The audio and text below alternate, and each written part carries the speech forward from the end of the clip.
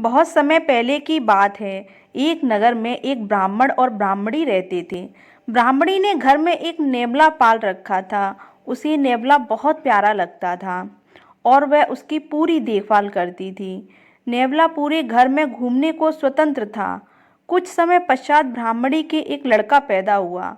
तब ब्राह्मण ने अपनी पत्नी से कहा, देखो, हमारे घर में एक प्यारे से बच्चे ने जन्म लिया है। अब इस नेवले को घर से निकाल देते हैं, कहीं यह नेवला अपने बच्चे को नुकसान न पहुंचा दे।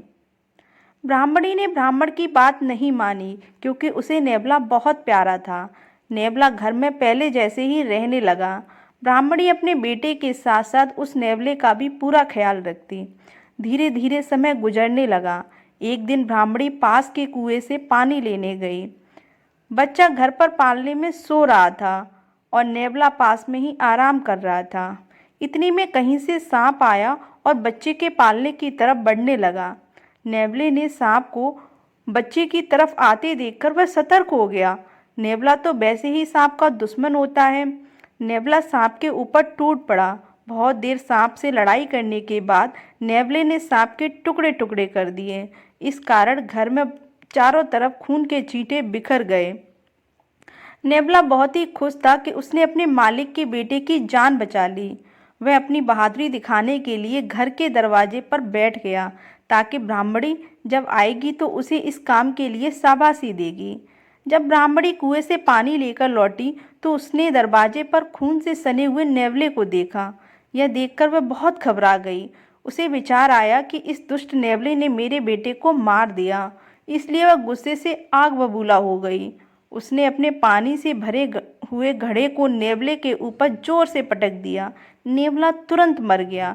ब्राह्मणी रोती हुई जब घर के अंदर आई तो उसने देखा बच्चा तो आराम से पालने में सो रहा है और पास में ही मरे हुए सांप के टुकड़े पड़े थे।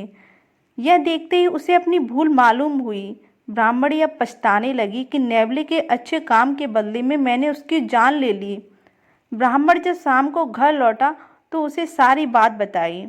उसने ब्राह्मणी से कहा, बिना सोचे विचारे जो काम किया जाता है उसका ऐसा ही परिणाम होता है। दोस्तों, हमारे जीवन में बहुत सारे पल ऐसे आते हैं जिससे हम आवेश में आ जाते हैं। ऐसे में भावनाओं में बहे बगैर पहले सोचे समझे फिर निर्णय लें, क्योंकि कुछ देर बाद जब हमें अपनी गलती का एहसास होता है तो फिर पछताने के अलावा कुछ हाथ नहीं लगता है। दोस्तों, अगर यह कहानी आपका दिल छू गई हो तो प्लीज़ इस वीडियो को लाइक ज़रूर करना और चैनल पर नए हैं तो चैनल को सब्सक्राइब कर लेना। मिलते हैं ऐसे ही किसी नई कहानी के साथ। तब तक के लिए बाय बाय।